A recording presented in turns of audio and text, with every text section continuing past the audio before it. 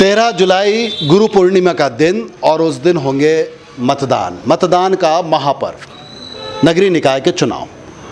और पहला निवेदन तो यही है कि गुरु पूर्णिमा है, ज़रूर गुरु पूजन कीजिए, लेकिन अपने देश के विकास का प्रतीक मतदान का ये महापर्व, इसका भी आनंद लीजिए और अपना मत अवश्य डालिए।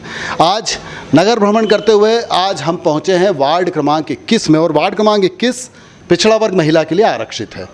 तो हमारे साथ हैं कल्पना संतोष जायसवाल और साथ में हैं संतोष जायसवाल जी। सबसे पहला सवाल कल्पना जी आपसे है, शुरुआती दौर में आप चुनावी मैदान में उतरी और ये अंतिम दौर है, इतने दिनों में आपका क्या अनुभव रहा, क्या सोचती हैं आप? राजनीति का क्षेत्र मेरे लिए कोई नया नहीं है। मेरे पति और मैं दोनों ही भारतीय जनता पार्टी के कार्यकारिणी सदस्य भी रहे। मेरे पति तो बहुत से पदों पर भी रहे और राजनीति हमारे रात दिन की चर्चा में भी रही है। सभी कुछ हमने राजनीति में देखा है और अभी तक जो भी किया है वो बहुत अच्छे से किया है और आगे भी हम अच्छे से करते रहेंगे। अच्छा, मतलब आपने संगठन के स्तर पर तो काम अच्छे से किया है। तो राजनीति आपके लिए नई नहीं रही, लेकिन चुनावी राजनीति, मैदानी राजनीति, मतदाताओं से संपर्क, उनकी समस्याएं सुनना, इसको लेके कुछ बताइए, क्या देखा? हाँ, हम जब भी वार्ड में हमने जनसंपर्क किया तो लोगों का भाजपा के प्रति बहुत ही समर्पित भाव रहा है। वार्ड में कुछ परेशानियां ज़रूर है, लेकिन फिर भी वार्ड के लोग जितना भी विकास हुआ है उससे खुशी हैं और आगे भी वह यही चाहते हैं कि वार्ड में अच्छी तरह से विकास हो। वार्ड का मेन जो मुद्दा है वो है सड़कें, बहुत वो हैं। तो हम चाहते हैं कि जब हमें जनता अपना बहुमत देकर हमें चुने तो हम सबसे पहले वार्ड में सड़कों पर काम करना चाहेंगे। पूरे वार्ड में सड़कों का जाल हो और अच्छी तरह से लोग उस पर चल सके, रह सके।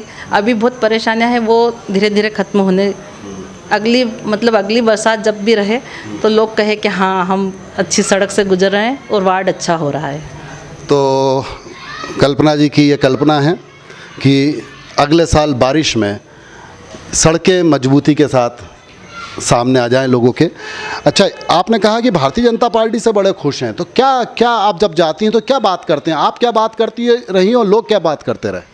क्योंकि जनता को भारतीय जनता पार्टी मतलब अपनी केंद्र की सरकार, शिवराज सिंह जी की सरकार के द्वारा उज्ज्वला योजना, आयुष्मान योजना, प्रधानमंत्री आवास योजना, अनेक कई योजनाएं, लाडली लक्ष्मी योजना है, जिनमें बहुत कोरोना काल में मुफ्त अनाज योजना है, गरीब कूपन योजना है, उनमें वृद्धा पेंशन योजना है, उन्हें बहुत लाभ मिला है इनसे।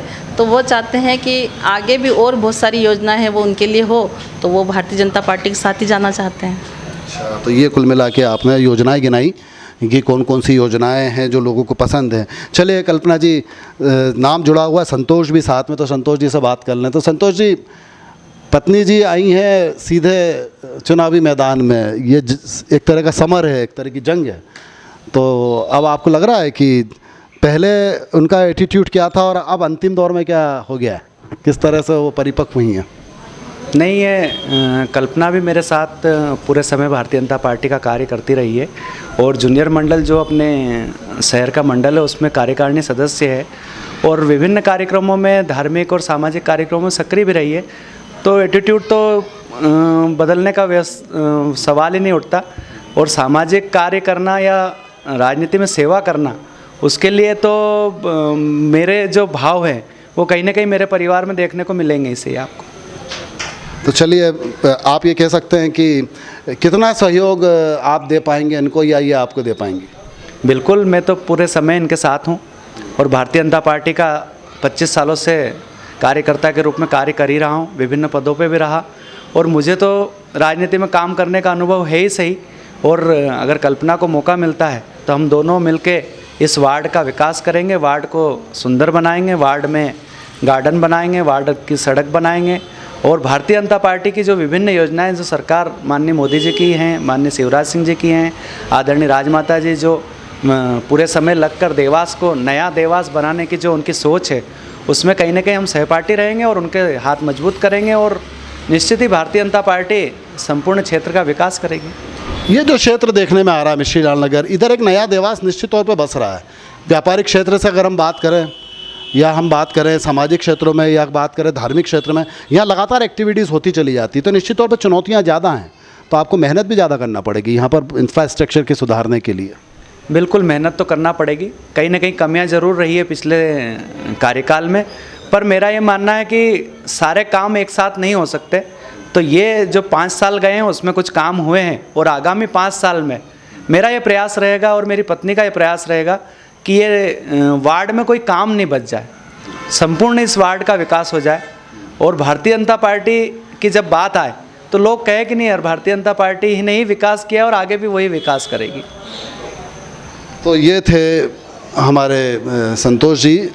उन्होंने सबसे ज़्यादा यदि कोई बात कही है तो कही है सड़कों की, यानी कुल मिला के सड़कों का मामला जो है यहाँ पर एक मुद्दा तो है, और दोनों कुछ इस तरह से बात कर रहे हैं तो हम उम्मीद करते हैं एक और एक दो नहीं होंगे, एक और एक 11 बन के काम करेंगे और यहाँ समाज की अच्छे से आप सेवा कर पाएंगे। क्या कहेंगे अंत में, आप जो भी बोलना चाहें बोल सकती हैं। हम जन की सेवा करने के लिए सेवक बनकर ही रहेंगे।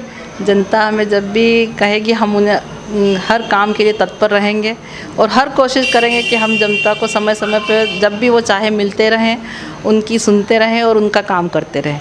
मैं वार्ड के समस्त मतदाताओं से एवं नागरिक बंधुओं से एक निवेदन जरूर करूंगा कि 13 तारीख को गुरु पूर्णिमा ज़रूर है, पर कहीं ना कहीं ये हमारे लिए निर्वाचन का भी एक त्यौहार है, जिससे हमारी नई सरकार बनेगी, स्थानीय सरकार बनेगी, और जो शहर के विकास में अपना सहभागिता रहेगी जिसकी, तो इसलिए आप सब काम छोड़ के मतदान करने अवश्य आएँ।